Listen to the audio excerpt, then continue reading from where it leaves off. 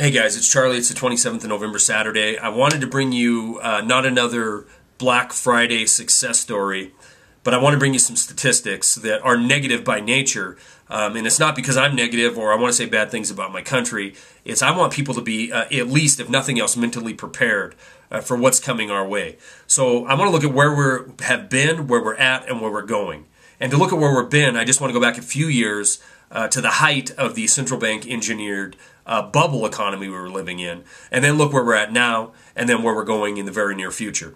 If I go back to 2006 and look at some stats, it shows that 4.5% unemployment was the level in the country.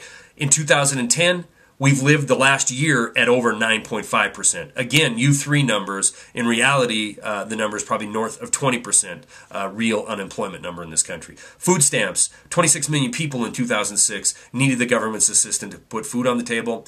In 2010, we're at over 42 million people, nearly double the amount of people need the government to hand them money so they can put food on their table.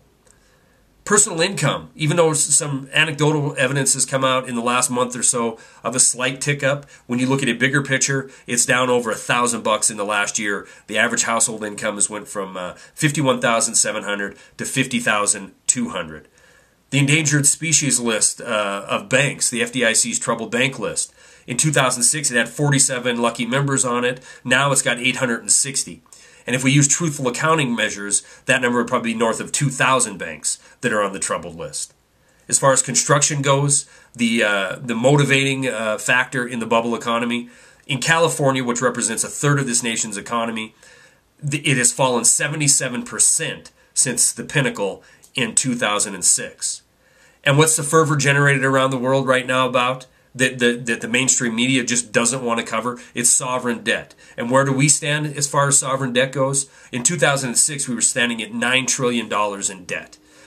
Our Congress has raised the debt ceiling 6 times since then, and now we're sitting at nearly $14 trillion in debt. So where we were and where we're at are certainly two different places. And in direct conflict with all the things are getting better stories that came out yesterday on Black Friday, the reality shows it's getting worse. Worse than it was a year ago, worse than it was 2 years ago, worse than it was all the way back to the Great Depression. And that's why a lot of people like me have been calling this the greatest of Great Depressions, because that's what it is. Now, where are we going? Well, if you woke up this morning and you lived in a country where the press was the watchdog of the government and their main job was to bring the truth and reality to you, you would have heard about thousands of Irish protesters taking to the streets, pushing back against a tyrannical implementation of austerity by the IMF and the European parasitic central banksters. But you didn't hear that. If you found the story, you got a bunch of diatribe that resembled remarkably the same diatribe used to describe the protesters in France, and the same diatribe used to describe the protesters in Greece, that they're a bunch of fat, lazy, no good for nothings who need to shut up and take their medicine. That's right. That's what we call people who push back against tyrannical forces trying to implement their failure onto the citizens of the world. Fat, lazy, no good for nothings need to shut up and take their medicine. Why is that important to know this information? Because it's coming here next. And to prove that point, all you have to do is monitor the weekly unemployment report.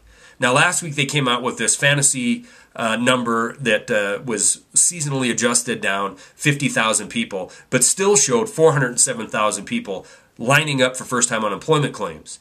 The staggering stat in that report was the 160,000 people who came off the long-term unemployment rolls. These are people on tier 2 through 4, or the 99ers, as a lot of people like to call them. Back when people were trying to get elected, they had no problem extending unemployment benefits. But now that the new wave election has happened and austerity is in vogue, these people are going to not only lose their unemployment benefits, they're not going to lose them and find a job. They're going to lose them and find little hope. But guess what's coming our way very soon? Shut up and take your medicine. We're seeing it happen around the world, and unfortunately in this country, most people are not going to realize what's going on in the economy or in their reality until they hear the thud, which is their head hitting the rocks because they just fell off the cliff that we all went off of together. Stories are attached, that's all I got.